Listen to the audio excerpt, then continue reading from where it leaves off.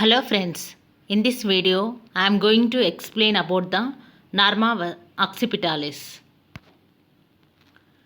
When we see the skull from the behind, that is posteriorly, it seems to be convex on upwards and sides but flat on that below. So in this image you can see that Norma occipitalis shape, the appearance of the Norma occipitalis. Bones forming the Norma occipitalis. Parietal bones. They are located superiorly, one on each side of the Norma occipitalis. Then occipital bone. This is squamous part of the occipital bone located inferiorly at that Norma occipitalis. Then temporal bone. That is mastoid part of the temporal bone on inferolaterally on each side of the Norma occipitalis. So, bones forming the Norma occipitalis are parietal bones, occipital bones and temporal bones. The sutures. The sutures are nothing but fibrous joints of the skull. They are immobile. They are immovable joints. So, the sutures present on the Norma occipitalis are number 1, lambdoid suture. The lambdoid suture is located between the two occipital bones and parietal bones. So this image, the arrows are showing the lambdoid suture. It is dome shaped suture. It is lambdoid suture located on that prominently at that Norma occipitalis. Next is that occipitomastoid suture. So this suture is located between the occipital and mastoid part of the temporal bone. Next is the parietomastoid suture located between the parietal bone and mastoid part of the temporal bone. So these are the sutures appear on the Norma occipitalis. So other important features located in the Norma occipitalis are lambda. So lambda is the point at which sagittal and lambdoid sutures are made. So this arrow is showing the location of the lambda. So this lambda in fetal life, it is known as the posterior fontanelle. So it is usually a membranous gap on the posteriorly, usually closes at 2 to 3 months of age. Then next is the external occipital protuberance. It marks the junction of the head and neck. It is a median bony projection showing at that arrow about midway between lambda and foramen magnum.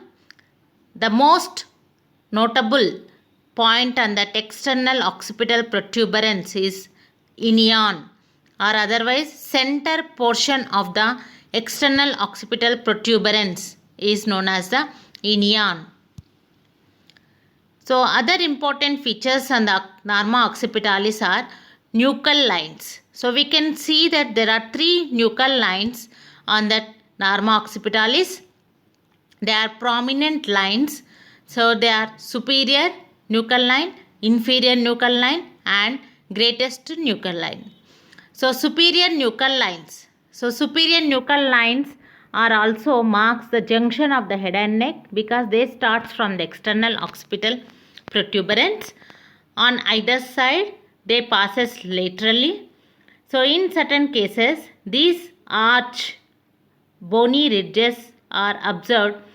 Some prominent bony ridges are appeared on that 1 centimeter above the superior nuchal lines. They are known as the greatest nuchal lines. So are known as the highest nuchal lines. They are not always present.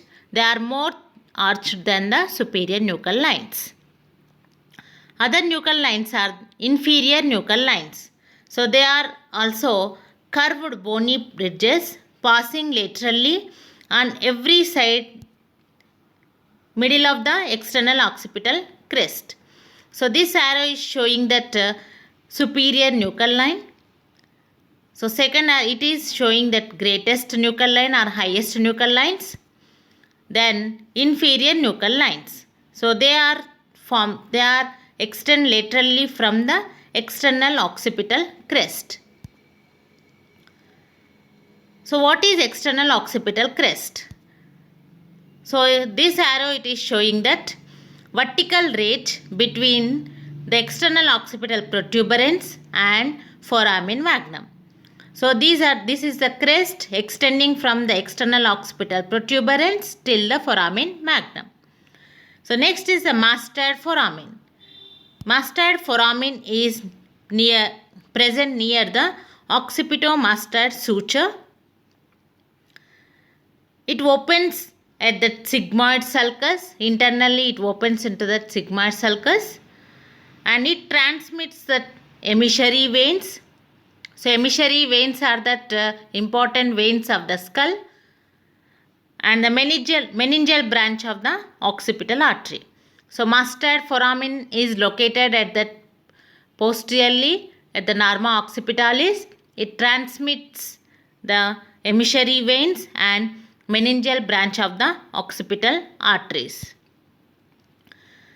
So far we discussed about the bones, sutures and important features of the norma occipitalis. Now the attachments on norma occipitalis.